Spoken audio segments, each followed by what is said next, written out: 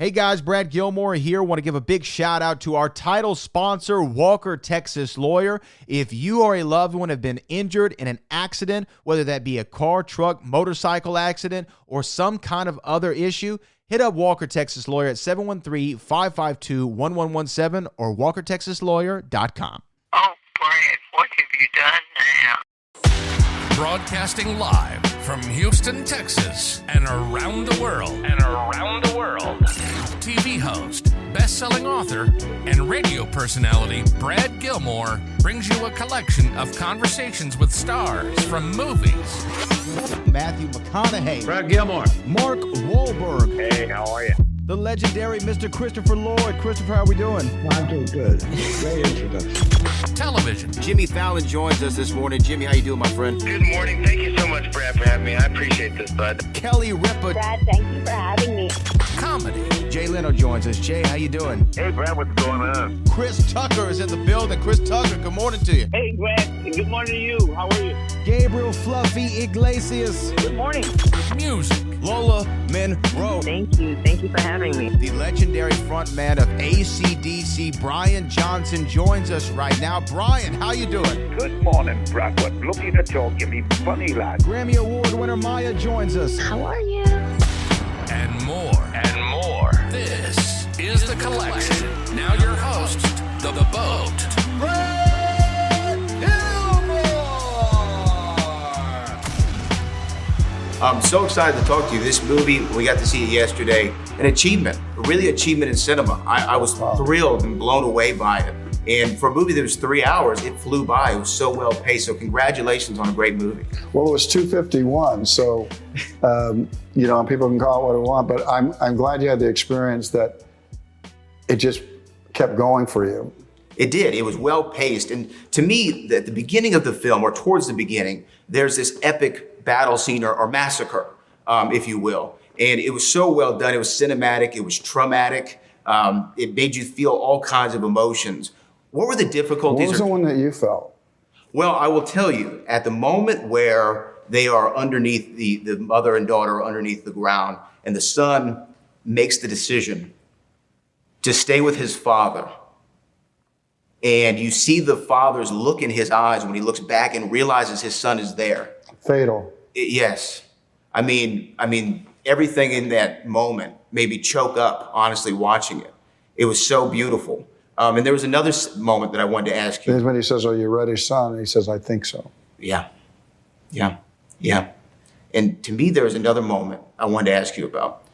There's a moment in that sequence where a settler is struck by a native with the arrows, and he falls backward, and he's holding on to a fiddle, I believe it is. Won't let go of it. And he won't let go of it.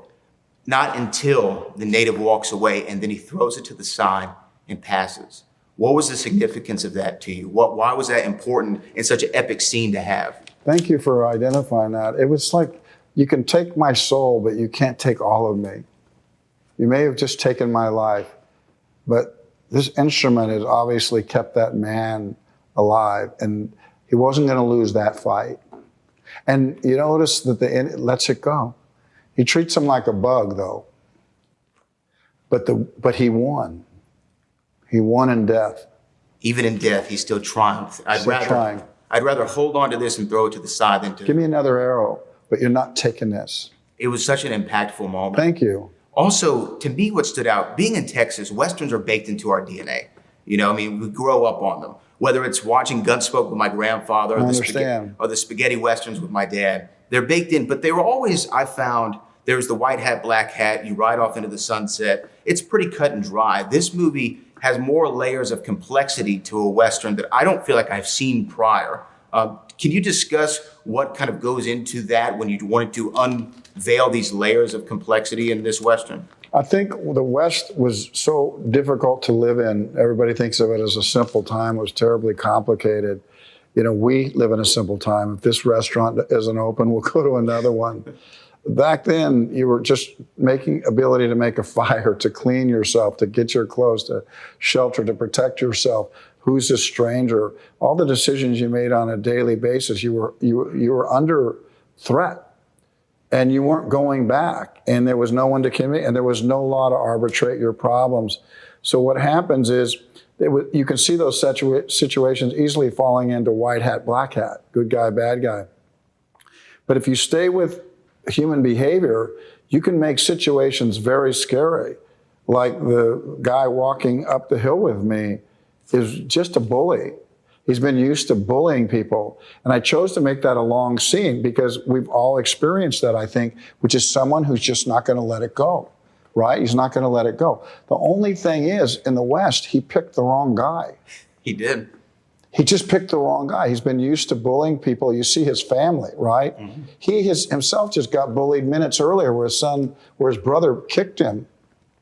So he had a bloodlust going on. So I love the collision of these things that you can do that seem arbitrary. They're both going to see the same girl by coincidence. Just by happenstance. By happenstance. And there was nobody going to arbitrate this ending except these two men. And the one was used to having people back down, and the other one was just unsure what to do until he says that final line, which is, he said, "You're running out of houses." I know at that point, even whatever he's saying at that point as he's circling me, it's very deadly. But I know at that point, and that's why I just cocked my gun. I'm thinking, if he makes a move, I'm not going to try to draw him or play fair. I'm just going to shoot him. And that's what you have to do. The character Hayes Ellison, I have to know this. This will be my final question for you. But they say what's in a name, right? When Ian Fleming named James Bond, he got the name from a bird watching book he had in Jamaica. The name Hayes Ellison just rings so true of a great American cowboy. Where does the name come from? Mark Kasdan, who co-wrote Silverado with Lawrence Kasdan, one of our great screenplay writers, came up with the name Hayes Ellison. It's just perfect, isn't it? Doesn't it tell you everything about the character? That's why I named my son Hayes.